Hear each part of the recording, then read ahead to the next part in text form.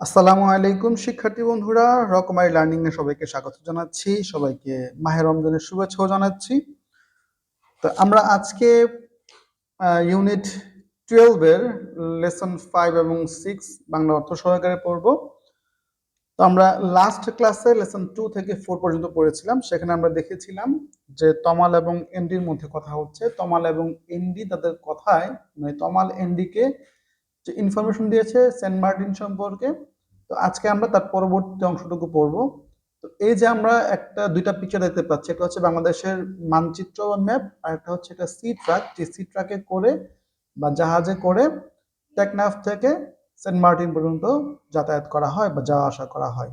আর এই যে আমরা এখানে ইয়েলো কালারে যেটা দেখতে পাচ্ছি এটা হচ্ছে চট্টগ্রাম, আর এই যে এখানে নিচে এটা হচ্ছে চট্টগ্রাম ইয়েলো কালারটা, আর এই নিচে যে ইয়েলো কালার এটা হচ্ছে টেকনাফ, আর এই যে টেকনাফ থেকে এদিকে হচ্ছে সেন্ট মার্টিন আইল্যান্ড। তো প্রিয় শিক্ষার্থী বন্ধুরা, চলো আমরা এখন একটু ডিটেইলে পড়ি। আর এই যে এই ব্লু কালারের যে অংশটা, হ্যাঁ হালকা ব্লু যেটা, এটা হলো বে অফ বেঙ্গল। বে অফ বেঙ্গল, ওকে।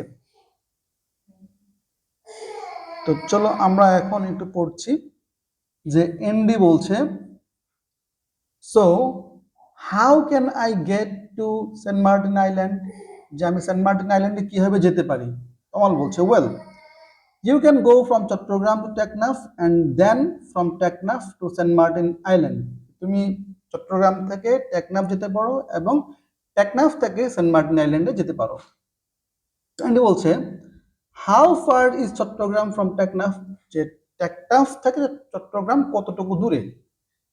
তমাল উত্তরে বলছে, অ্যাবাউট 228 কিলোমিটার, প্রায় 228 কিলোমিটার দূরে।